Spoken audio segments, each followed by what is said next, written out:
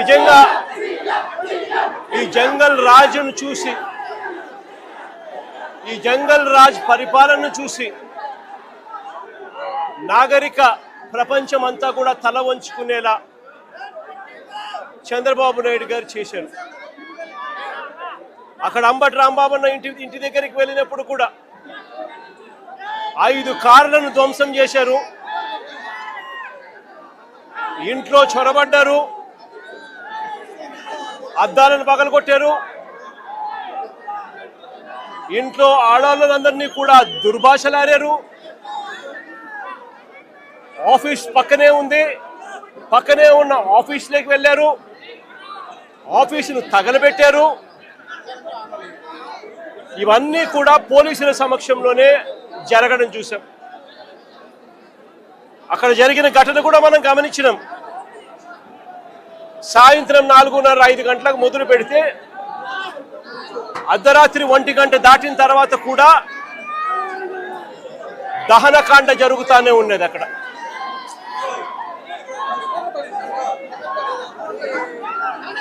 అక్కడ జరిగిన జంగల్ రాజ్ కార్యక్రమంలో భాగంగానే మళ్ళీ ఇక్కడ అంబటి రాంబాబు అన్న విషయంలో, ఇక్కడ మళ్ళీ జోగి రమేష్ విషయంలో కూడా అదే పరంపర. మళ్ళీ మరుసటి రోజు కేవలం చంద్రబాబు నాయుడు గారు అనే వ్యక్తి తాను నిస్సిగ్గుగా అబద్ధాలు ఆడుతూ ఉన్నాడని, తాను నిస్సిగ్గుగా ప్రజలను పెడదోవ పట్టించాడు అని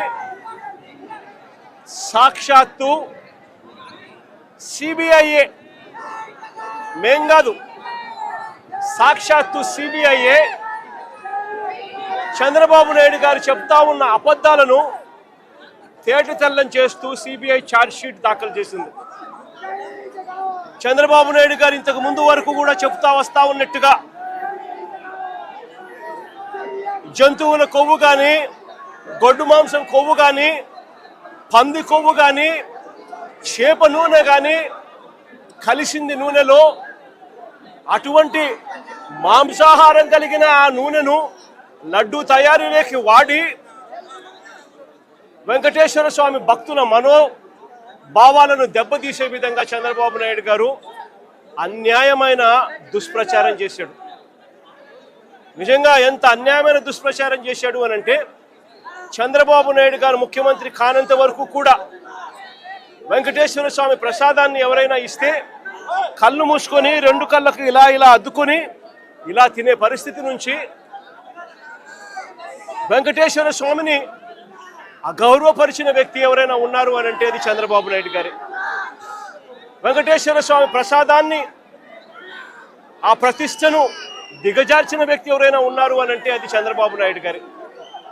ఒక అబద్ధాన్ని క్రియేట్ చేసి, ఆ అబద్ధానికి రెక్కలు కట్టి, ఆ అబద్ధాన్ని దుష్ప్రచారం చేసి కేవలం రాజకీయాల కోసం దేవుడిని కూడా వాడుకున్న వ్యక్తి ఎవరైనా ఉన్నారు అని అంటే ఈ ప్రపంచంలో అది ఒక చంద్రబాబు నాయుడు గారు మాత్రమే.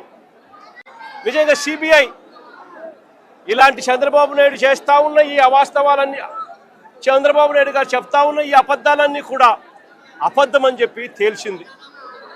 సిబిఐ ఫైల్ చేసిన ఛార్జ్ షీట్లో ఏకంగా NDDB, national dairy development board research institute సంబంధించిన lab report, NDRI national development research ఇన్స్టిట్యూట్కి సంబంధించిన ల్యాబ్ రిపోర్టు, ఈ 2 కూడా కేంద్ర ప్రభుత్వ సంస్థలు, రీసెర్చ్ ఇన్స్టిట్యూట్స్. వీళ్ళు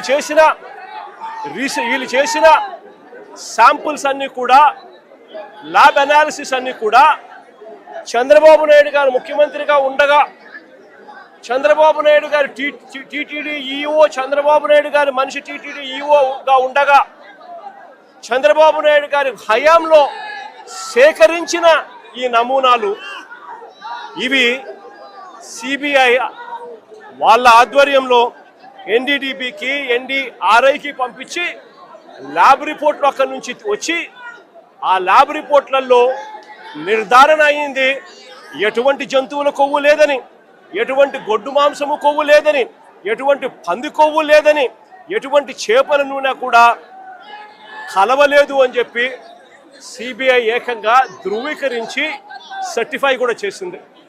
ఆ ఛార్జ్ షీట్లో సిబిఐ అదొకటే చెప్పలా.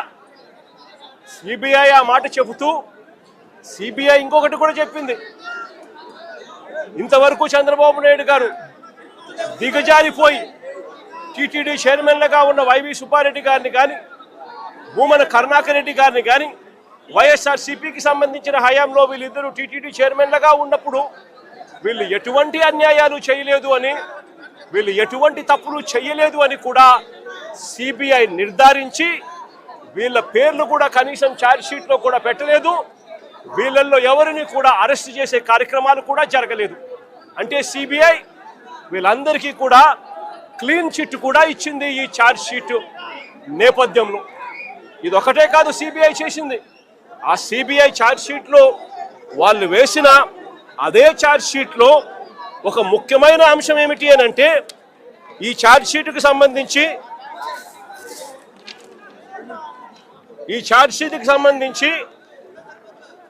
పేజ్ నెంబర్ 62లో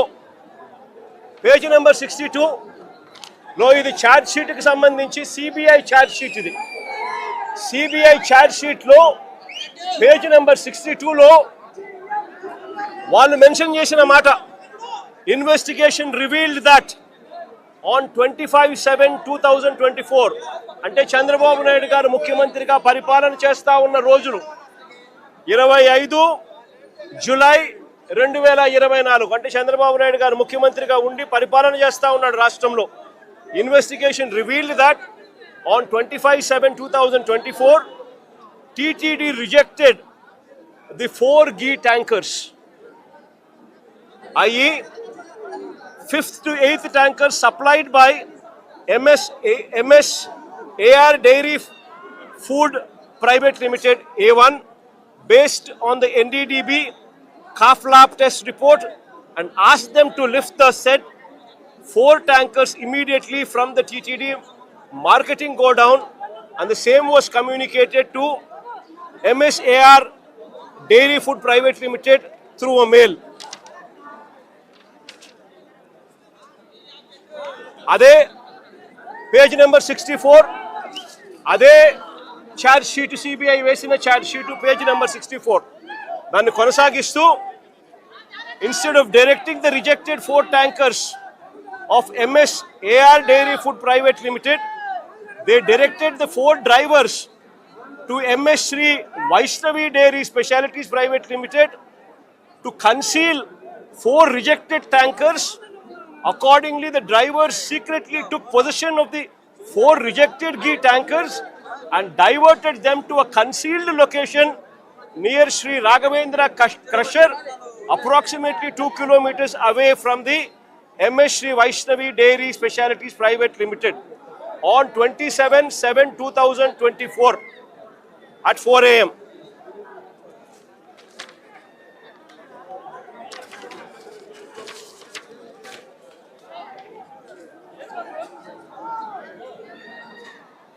ఛార్జ్ షీట్లో page number 44 further the adulterated ghee in rejected 4 tankers of MSAR Dairy Food Private Limited were resupplied to the TTD in the supply orders of MS Shri Vaishnavi Dairy Specialities Private Limited, and TTD accepted the same. అంటే టీటీడీనే చంద్రబాబు నాయుడు గారు ముఖ్యమంత్రిగా ఉండగా ఇది CBI charge షీట్లో mention చేసింది. చంద్రబాబు నాయుడు గారు ముఖ్యమంత్రిగా ఉండగా 27/7/2024 అంటే చంద్రబాబు నాయుడు ముఖ్యమంత్రిగా ఉండగా జూలైలో టీటీడీ వాళ్ళు 4 ట్యాంకర్లు ఏదైతే ఉన్నాయో ఆ ట్యాంకర్లను రిజెక్ట్ చేసినారు. ఆ రిజెక్ట్ చేసిన ఆ ట్యాంకర్లు మళ్ళీ ఇదే చంద్రబాబు నాయుడు గారి ముఖ్యమంత్రిగా పరిపాలన చేస్తా ఉన్న ఇదే పీరియడ్లోనే అవే ట్యాంకర్లు తిరిగి మళ్ళా వెనక్కి వెళ్ళిపోయి మళ్ళీ టీటీడీలోకి ప్రవేశించాయి. దొడ్డిదారున మళ్ళీ టీటీడీలోకి వేరే వాళ్ళ పేరుతో మళ్ళీ ప్రవేశించాయి. దాన్ని టీటీడీ యాక్సెప్ట్ చేసింది. అవే ట్యాంకర్లు లడ్డూ తయారీకి కూడా వాడారు అని చెప్పి ఏకంగా సిబిఐఏ చంద్రబాబు నాయుడు గారి ప్రభుత్వం మీద వాళ్ళు చేసిన తప్పుల మీద వాళ్ళు చేసిన అన్యాయం మీద ఏకంగా సిబిఐఏ ఛార్జ్ షీట్లో వేసింది. నేను అడుగుతా ఉన్నా, ఏకంగా సిబిఐఏ చంద్రబాబు నాయుడు గారి ప్రభుత్వం మీద ఈ మాదిరిగా రాసిన తర్వాత, ఛార్జ్ షీట్లో ఫైల్ చేసిన తర్వాత పాపం చేసిన వాళ్ళు ఎవరు అని చంద్రబాబు నాయుడు గారిని, కూటమిలో ఉన్న చంద్రబాబు నాయుడు గారికి సంబంధించిన చంద్రబాబు నాయుడు గారి కొడుకు, కూటమిలో ఉన్న పవన్ కళ్యాణ్ గారిని ఇద్దరిని కూడా ప్రశ్నిస్తా ఉన్నాను. ఎవరు పాపం చేసిన వాళ్ళు అని చెప్పి నేను ఈ సందర్భంగా అందరినీ కూడా ప్రశ్నిస్తా ఉన్నా. ఇదే మాదిరిగా నేను ఇంకొక మాట కూడా చెప్తా ఉన్నా. అసలు ఇదే టీటీడీ గీలో ఎవరు చెప్పారండి దీంట్లో జంతువుల కొవ్వు ఉందని, గొడ్డు మాంసం ఉందని, పంది కొవ్వు ఉందని, చేపల నూనె కలిసిందని ఎవరు చెప్పినారు? సిబిఐ చెప్పిందా? ఎన్డీడీబీ రిపోర్ట్లు చెప్పినాయా? ఎన్డీఆర్ఐ రిపోర్ట్లు చెప్పినాయా? ఏ ల్యాబ్ రిపోర్ట్లు చెప్పినాయండి?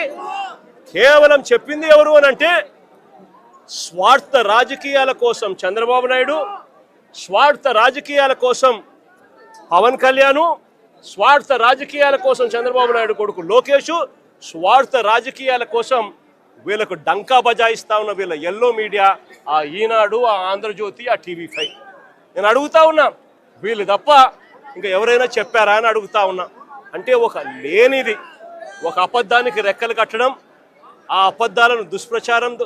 అబద్ధాలను ప్రచారం చేయడం, ఆ దుష్ప్రచారం ద్వారా రాజకీయ లబ్ధి పొందాలనుకోవడం ఇంతకన్నా హేయమైన పని ఎక్కడైనా ఉంటుందా అని. ఇలాంటి సందర్భంలో సిబిఐ ఇచ్చిన ఈ ఛార్జ్ షీట్ నేపథ్యంలో చంద్రబాబు నాయుడు గారు చేయాల్సిన పని ఏమిటి? వెంకటేశ్వర స్వామికి లెంపలేసుకోవడం, ప్రజలకు క్షమాపణ చెప్పడం. అలాంటి పని చంద్రబాబు నాయుడు గారు ఎందుకు చేయడం లేదు అని చెప్పి, చంద్రబాబు నాయుడు గారికి మానవత్వం ఉందా చంద్రబాబు నాయుడు గారికి అని చెప్పి చంద్రబాబు నాయుడు గారిని ప్రశ్నిస్తూ, మా వాళ్ళు చంద్రబాబు నాయుడు గారికి జ్ఞానోదయం రావాలని గుళ్ళల్లో ప్రార్థనలు చేశారు, గుళ్ళల్లో పూజలు చేశారు. చంద్రబాబు నాయుడు గారికి దేవుడు జ్ఞానోదయం ఇవ్వాలని, చంద్రబాబు నాయుడు గారిలో మార్పు రావాలని, చంద్రబాబు నాయుడు గారు దేవుణ్ణి అమ్మే పరిస్థితిలోకి రాకుండా ఆయనకు బుద్ధి జ్ఞానం ప్రసాదించమని చెప్పి ఆయనకు, ఆయన కొడుకు, ఇంకా ఆయనతో పాటు కూటమిలో ఉన్న పవన్ కళ్యాణ్ గారికి అందరికీ కూడా చిప్పు రిపేర్ చేయమని చెప్పి అందరూ కూడా గుళ్ళల్లోకి వెళ్ళి పూజలు కూడా చేశారు. నేను అడుగుతా ఉన్నా, తప్పేముంది అని. ఒక అబద్ధాన్ని దుష్ప్రచారం చేస్తూ చంద్రబాబు నాయుడు గారు ఏ స్థాయిలోకి బరితెగించారు అని అంటే సిబిఐ ఛార్జ్ షీట్ ఫైల్ చేసింది. ఎక్కడా కూడా సిబిఐ చేసింది తప్పు చంద్రబాబు నాయుడే అని చెప్పి అంతో ఇంతో చెప్తా ఉంది. కానీ ఎక్కడా కూడా వైఎస్ఆర్సీపీకి సంబంధించిన భూమన కరుణాకర్ రెడ్డి గారిని కానీ, వైవి సుబ్బారెడ్డి గారిని కానీ ఎవరిని కూడా తప్పుగా చేశారు అని చెప్పి ఎక్కడా చెప్పడం లేదు. వాళ్ళకి క్లీన్ చిట్ ఇచ్చింది. ఎన్డీడీబీ రిపోర్ట్లు క్లియర్గా ఉన్నాయి, ఎన్డీఆర్ఐ రిపోర్ట్లు కూడా క్లియర్గా ఉన్నాయని చెప్పి సిబిఐ ఏకంగా ఛార్జ్ షీట్లో ఫైల్ చేసిన తర్వాత ఈ పెద్ద మనిషి చంద్రబాబు నాయుడు గారు ఫ్లెక్సీలు కట్టి తప్పుడు ప్రచారం చేయడం ధర్మమేనా అని అడుగుతా ఉన్నా, న్యాయమేనా అని అడుగుతా ఉన్నా.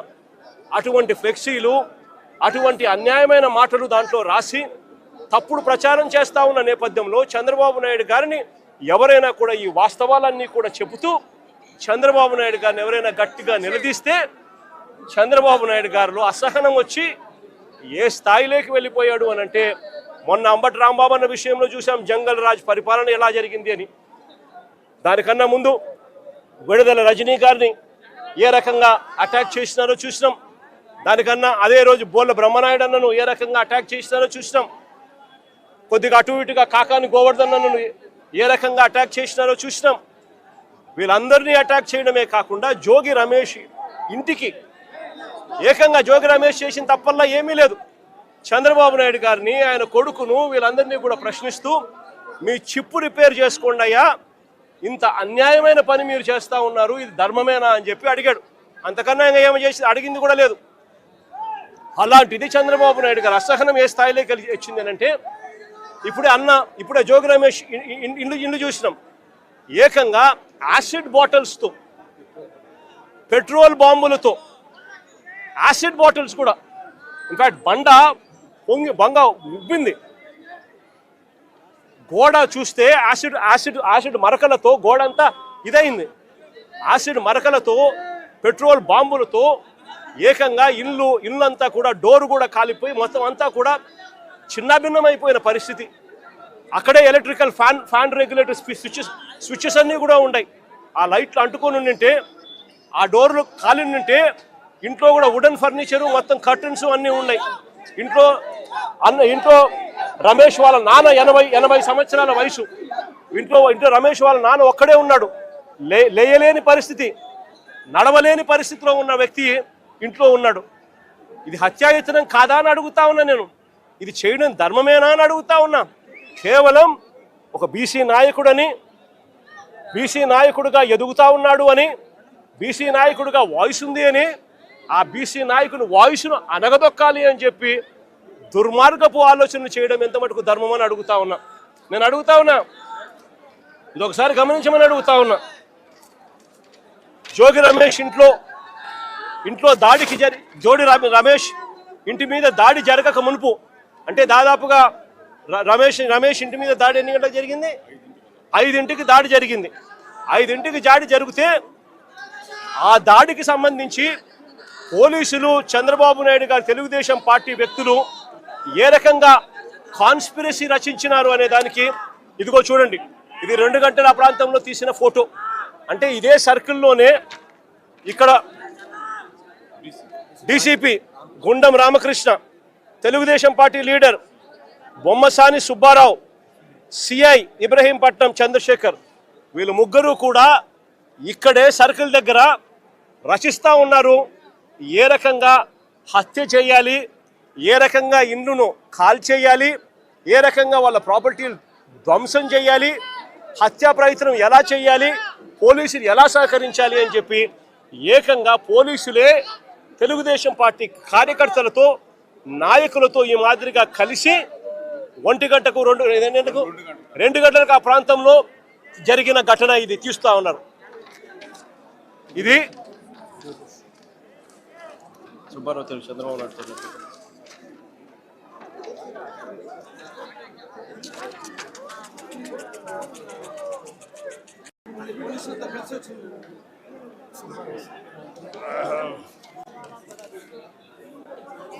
కన్ఫ్యూజ్ అవుతున్నావు, నన్ను కన్ఫ్యూజ్ చేయి.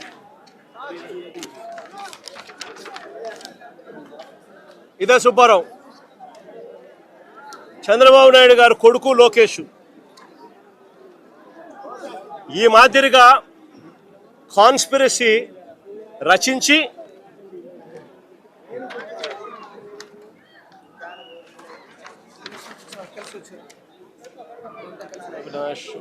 అజోగి కిచెన్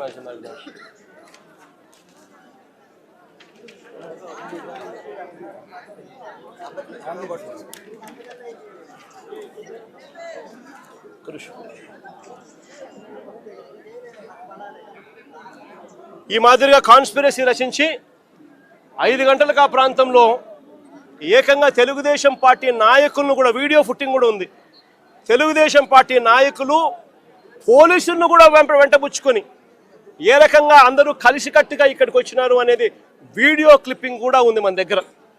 ఆ దాంట్లో ఈ మాదిరిగా ఈ మనిషి ఫతావుల్లా, ఈ మనిషి ఏకంగా బాటిళ్ళు, యాసిడ్ బాటిళ్ళు, పెట్రోల్ బాటిళ్ళు ఎగరేసుకుంటూ వస్తూ ఉన్న ఫోటోలు. ఈ మనిషి విజయవాడకు సంబంధించిన తెలుగుదేశం పార్టీకి సంబంధించిన నాయకుడు. ఈ మనిషి ఏకంగా నిప్పంటిచ్చాడు పోలీసుల సమక్షంలోనే. ఈవిడ కూడా ఫతావుల్లాతో పాటు, ఇదిగో ఇక్కడ ఫతావుల్లాతో పాటు ఈ ఆశా అనే ఈవిడ కూడా విజయవాడకు సంబంధించిన ఈవిడ కూడా ఈ మాదిరిగా వచ్చి ఈ మాదిరిగా జోగి రమేష్ ఇంటిపై రాళ్లు వేయడము, దాడులు చేయడము పోలీసుల సమక్షంలోనే జరుగుతూ ఉంది.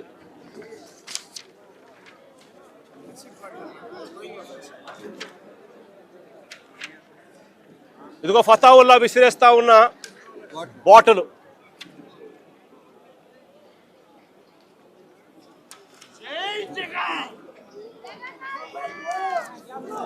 ఇదిగో ఫతావుల్లా చంద్రబాబు నాయుడు గారి కొడుకు నారా లోకేష్తో ఆయనకున్న సత్సంబంధాలు, ఇదిగో ఆయనకున్న సత్సంబంధాలు.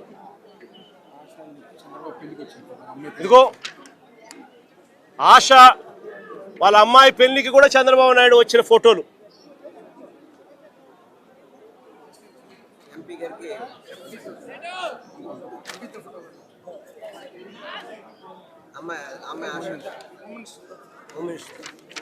హోమ్ మినిస్టర్తో ఆశ. ఏదైనా చూసుకోండి. ఇదిగో ఆశ విత్ లోకేష్. ఫతావలి హోమ్ మినిస్టర్తో. ఇది ఒకసారి గమనించమని అడుగుతా ఉన్నా. ఇది ఒకసారి నేను ప్లే చేస్తా. కనబడతా ఉందా? సుబ్బారావు డీసీపీ, పక్కన సిఐ మంతనాలు జరుపుతాను. ప్లే చేయ జోగి ఒకసారి నాకు.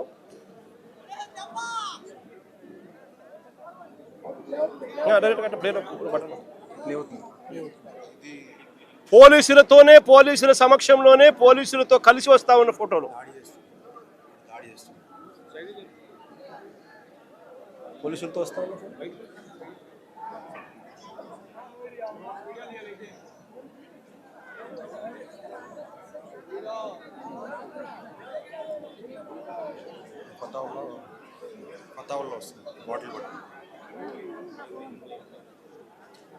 బాటలు ఎగిరేసుకుంటూ.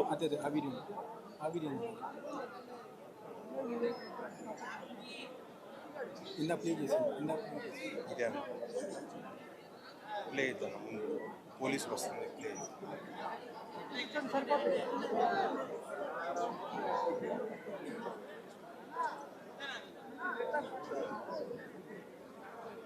పోలీసులతో కలిసి ప్రయాణం చేసి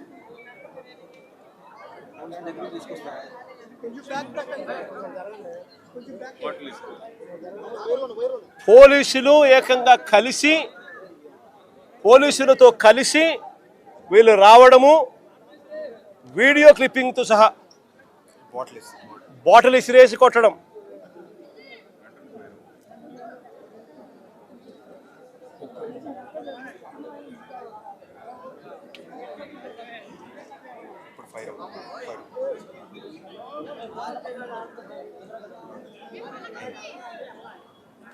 నేను అడుగుతా ఉన్నా,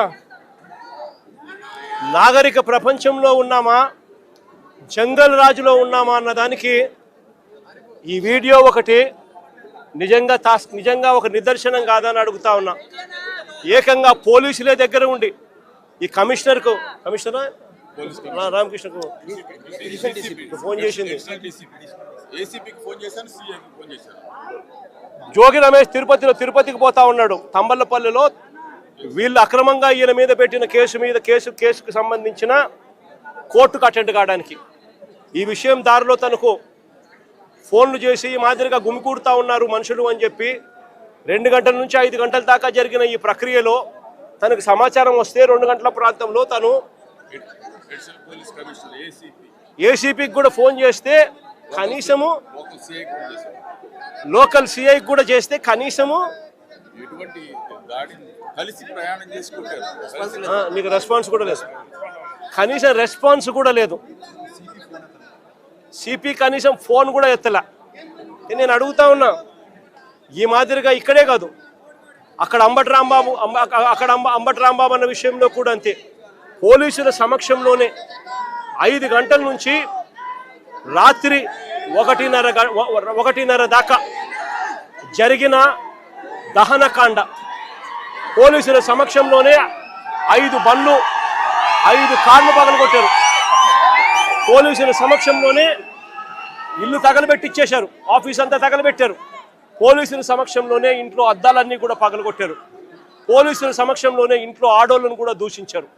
ఇక్కడ కూడా అంతే, పోలీసుల సమక్షంలోనే పోలీసులే పాత్రదారులుగా పోలీసులు కలిసి చేస్తూ ఉన్న డ్రామాలో ఇదంతా కూడా జరుగుతూ ఉంది. నేను అడుగుతా ఉన్నా, వీళ్ళందరికీ కూడా నేను ఒకటే చెప్తా ఉన్నా, ఇవన్నీ కూడా ఆధారాలు ఎక్కడికి పోలా, ఇవన్నీ కూడా ఆధారాలు ఉన్నాయి. ఎన్హెచ్ఆర్సీ నుంచి సుప్రీంకోర్టు దాకా ప్రతి గడప కూడా తడతాం. రాష్ట్రంలో జరుగుతా ఉన్న జంగల్ రాజు గురించి ప్రతి ఒక్కరికి కూడా అర్థమయ్యేలా చెప్తాం. ఎక్కడైనా కూడా న్యాయం అనేది డిలే కావచ్చేమో కానీ చంద్రబాబు నాయుడు గారి ప్రభుత్వానికి పెట్టిన దినాలు మాత్రం ఖచ్చితంగా ముగిసాల్సిందే. కళ్ళు మూసుకొని కళ్ళు తెరిచేసరికి 2 ఏళ్ళు అయిపోయాయి. ఇక కళ్ళు మూసుకొని కళ్ళు తెరిచేసరికి మరో 3 ఏళ్ళు కూడా అయిపోతాయి. ఆ తర్వాత వచ్చేది మా ప్రభుత్వమే. ఆ తర్వాత నేను చెప్తా ఉన్నాను, ఇటువంటి అన్యాయమైన ఆఫీసర్లు ఎవరైతే ఉన్నారో, ఎవరైతే కాన్స్పిరసీలో భాగంగా వీళ్ళంతా పాత్రధారులుగా ఉన్నారో, ఈ పోలీస్ ఆఫీసర్లు, ఈ నాయకులు, వీళ్ళతో పాటు వచ్చిన ఈ గూండాగిరి చేసిన వీళ్ళందరినీ కూడా ప్రతి ఒక్కరిని కూడా బోన్లో నిలబెడతాము. ప్రతి ఒక్కరిని కూడా చేసిన అన్యాయానికి శిక్ష వహించక తప్పదు అని చెప్పి కూడా ప్రతి ఒక్కరికి కూడా ఈ సందర్భంగా తెలియజేస్తా ఉన్నాను. చంద్రబాబు నాయుడు గారికి కూడా బుద్ధి జ్ఞానం ఉంటే ఇప్పటికైనా కూడా నేను చెప్తా ఉన్నా. జోగి రమేష్ ఏమన్నాడు? ఊరికి చిప్పు పోయింది అని మాత్రమే అన్నాడు. నేను అడుగుతా ఉన్నా, చిప్పు గన సరిగ్గా ఉంటే ఇవన్నీ ఎవడైనా చేస్తాడా అని అడుగుతా ఉన్నా. చిప్పు గన సరిగ్గా ఉంటే ఎవడైనా ఇలాంటి చేయిస్తాడా అని అడుగుతా ఉన్నా. నిజంగా వీళ్ళకి చిప్పు సరిగ్గా లేదు కాబట్టి ఇవన్నీ చేయిస్తా ఉన్నారు. చిప్పు లేదు కాబట్టి సిబిఐ తమ రిపోర్ట్లో క్లీన్ చిట్ ఇస్తా ఉన్నా కూడా టీటీడీలో ప్రసాదంలో ఎటువంటి గొడ్డు మాంసము, ఎటువంటి జంతువుల కొవ్వు, ఎటువంటి పంది కొవ్వు లేదు అని చెప్పి ధృవీకరించినా కూడా, ఎన్డీడీబీ ల్యాబులు, ఎన్డీఆర్ఐ ల్యాబులు కూడా ఇవన్నీ కూడా ధృవీకరించి చెప్పినా కూడా చంద్రబాబు నాయుడు గారు ఇంకా రాజకీయ స్వలాభం కోసం కుక్కతోక వంకర అన్నట్టుగా చంద్రబాబు నాయుడు గారు, ఆయన కూటమిలో ఉన్న పవన్ కళ్యాణ్ గారు, ఆయన కూటమిలో ఉన్న చంద్రబాబు నాయుడు గారు కొడుకు లోకేష్ అదే పనిగా మళ్ళీ అదే అబద్ధాన్ని చెప్పి మళ్ళీ అదే నిజం చెయ్యాలి అని చెప్పి ప్రయత్నం చేస్తా ఉన్న తీరును ఇప్పటికైనా మానుకోవాలి అని చెప్పి వీళ్ళందరికీ కూడా గట్టిగా చెప్తా ఉన్నాను. దేవుడు గట్టిగా వీళ్ళందరికీ కూడా బుద్ధి జ్ఞానం ఇవ్వాలని కూడా దేవుణ్ణి కూడా కోరుతా ఉన్నాను.